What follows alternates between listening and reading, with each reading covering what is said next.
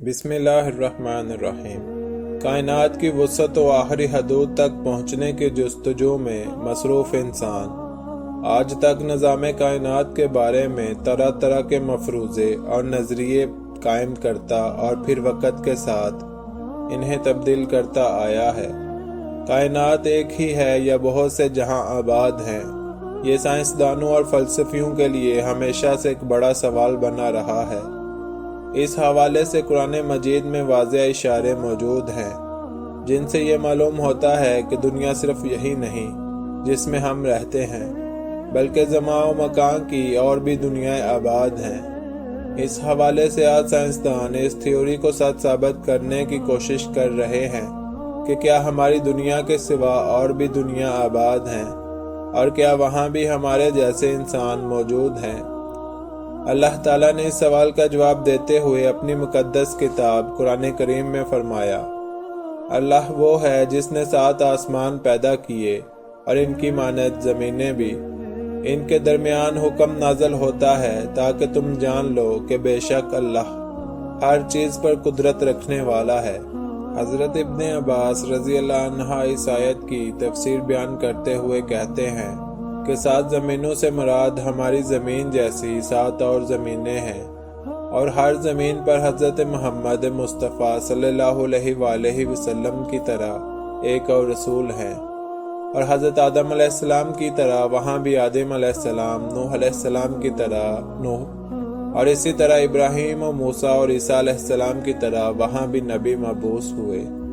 یہ وہ سوال تھا جو آج سے 1400 سال پہلے حضرت ابن عباس سے قرآن پاک کی اس آیت کی تفسیر کے بارے میں پوچھا گیا تھا۔ آج سائنس کے مطابق بے شمار دوسرے سیارے اور سورج کی طرح دوسرے ستارے کائنات میں بکھرے پڑے ہیں، اور ہمارا نظام شمسی اس پوری کائنات کا صرف ایک چھوٹا سا ٹکڑا بھی نہیں۔ دراصل ساحل سمندر پر ریت کے ذرات کم ہیں، مگر کائنات میں پلانٹس، ستارے اور سیاروں کی تعداد اس سے کہیں زیادہ ہے۔ لیکن اگر قرآن کریم کی اس آیت کی بات کریں تو علماء کے نزدیک مختلف نظریات اور آراء پائی جاتی ہیں۔ کچھ علماء کا کہنا ہے کہ اس سے مراد 7 مختلف زمینیں اور آسمان ہیں، جبکہ کچھ کا کہنا ہے کہ 7 کائنات ایک دوسرے کی ہم شکل ہیں، یعنی اگر احمد نامی ایک آدمی اس زمین پر موجود ہے تو وہ مزید 6 زمینوں پر بھی موجود ہوگا۔ صوفیہ اکرام کے ہاں بھی 7 زمینوں، آسمانوں اور آدم و حوا علیہ السلام کا تصور ملتا ہے۔ اس کائنات میں 7 زمین، 7 آسمان، اور ہر زمین پر حضرت آدم علیہ السلام و حوا بھیجے گئے۔ اہل حکمت نے 7 آسمانوں اور ان کی خصوصیات کا ذکر کرتے ہوئے کہا ہے کہ ایک زمین سے آسمان کی اور ایک آسمان سے دوسرے آسمان تک کی مسافت 500 سال کے برابر ہے، اور اسی طرح ہر آسمان کا اپنا اپنا حجم ہے۔ پہلا آسمان دودھ سے بھی زیادہ سفید ہے اور اس آسمان کا نام رقیہ ہے۔ دوسرے آسمان کا نام فدوم ہے اور وہ ایسے لوہے کا ہے جس سے روشنی کی شعاعیں پھوٹتی ہیں۔ تیسرے آسمان کا نام ملکوت ہے اور وہ تانبے کا ہے۔ چوتھے آسمان کا نام زہرہ ہے اور وہ آنکھوں میں حیرگی پیدا کرنے والی سفید چاندی سے بنا ہے۔ اور 5ویں آسمان کا نام زینہ ہے اور وہ سرخ سونے کا ہے۔ 6ٹھے آسمان کا نام حالسہ ہے اور وہ چمکدار موتیوں سے بنایا گیا ہے۔ 7ویں آسمان کا نام لاویہ ہے جو سرخ یاقوت کا ہے اور اسی میں بیت المعمور ہے۔ اسی طرح حضرت محمد صلی اللہ علیہ وآلہ وسلم کا سفر معراج اس بات کا واضح ثبوت ہے کہ حضور کریم صلی اللہ علیہ وآلہ وسلم نے براق پر سفر کرتے ہوئے جبرائیل امین علیہ السلام کے ساتھ تمام آسمانی راستوں کو پار کیا، جس کے اندر 7 آسمان بھی شامل تھے، اور حضور صلی اللہ علیہ وآلہ وسلم نے تمام آسمانوں میں پیغمبروں اور رسولوں سے ملاقات کی، جبکہ 7 زمینوں اور آسمانوں کی تعبیر جدید نظریہ ملٹی ورس کی شکل میں دی جاتی ہے۔